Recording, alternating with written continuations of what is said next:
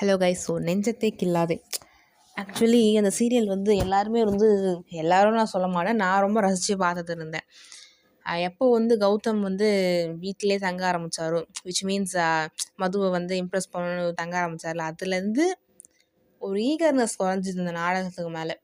So என்ன சொல்கிறது, ஒரு எப்போவுமே இந்த நாடகம் நான் பார்க்கணும்னு சொல்லி ரொம்ப ஈகராக பார்ப்பேன், என்ன நடக்க போகுது.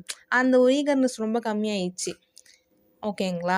அதாவது இதில் என்னென்னா மாயா வந்து எப்போதுலேருந்தோ சொல்லிட்டு இருக்காங்க. மாயா கல்யாணம் ஆகிறதுக்கு முன்னாடிலேருந்து சொல்லிட்டுருக்காங்க. அப்போ மாயா வந்து ப்ரெக்னென்ட்டு அப்படின்னு என்ன சொல்லிட்டுருக்காங்க.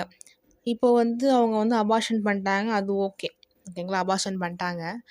அதில் வந்து இப்போ என்னென்னா மதுவுக்கு வந்து தெரிய வந்து மாயா வந்து அபார்ஷன் பண்ணது. ஓகேங்களா. அவங்க வந்து கெஸ் பண்ணுறாங்க, அந்த கெஸ் வந்து கரெக்டாக ஆகிடுது. ஸோ சந்தோஷ் அனுப்பி வந்து பார்க்க சொல்கிறாங்க. இந்த மாதிரி நீங்கள் அந்த ஹாஸ்பிட்டலில் போய் செக் பண்ணுங்க அப்படின்னு சொல்லும்போது மாயா வந்து அபார்ஷன் பண்ணிட்டாங்க தெரிய வந்துச்சு. ஸோ மதுமிதாவும் வந்து பார்க்குறாங்க.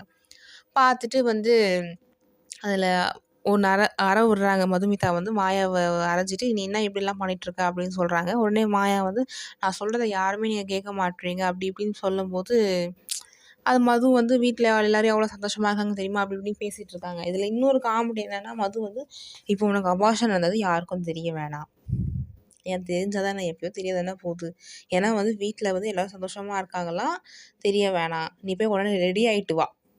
ஏன்டா அபார்ஷன் ஆன பொண்ணு போய் ரெடி ஆகிட்டு வா, ஃபங்க்ஷனில் வந்து உட்காரு, இதெல்லாம் சீரியலில் மட்டும் தான் நடக்கும். அதே மாதிரி மாயா ஃப்ரெண்ட் ஒருத்தர் இருக்கால, விச் மீன்ஸ் மாயா அபார்ஷன் பண்ணு அப்படின்னு சொல்லுவாள். எனக்கு தெரிஞ்சு அவன்தான் அந்த குழந்தைக்கு காரணமாக இருப்பான் அப்படின்றது என்னோட கெஸ். ஏன்னா இல்லைனா ஏன் அவள் இவ்வளோ இது பண்ணணும் அப்படின்ற ஒரு கெஸ்ஸும் எனக்கு இருக்குது. ஓகே, உங்கள் கருத்துக்களை கமெண்ட் செக்ஷனில் சொல்லுங்கள், பார்ப்போம். அதாவது நான் நெஞ்சத்தை கில்லாதை மட்டும் போர் அப்படின்னு நான் சொல்லலை. இப்போது இருக்கிற எல்லா நாடகமும் வந்து ஒரு போராக தான் போகுது. எதுவுமே வந்து ஒரு சீரியஸ் ட்ராக்லேயே போகல, ஒரு விரும்பி பார்க்குற மாதிரியே போகல. ஓகே கைஸ், ஓகே பார்க்கலாம். உங்கள் கருத்துக்களை கமெண்ட் செக்ஷனில் ஷேர் பண்ணுங்கள்.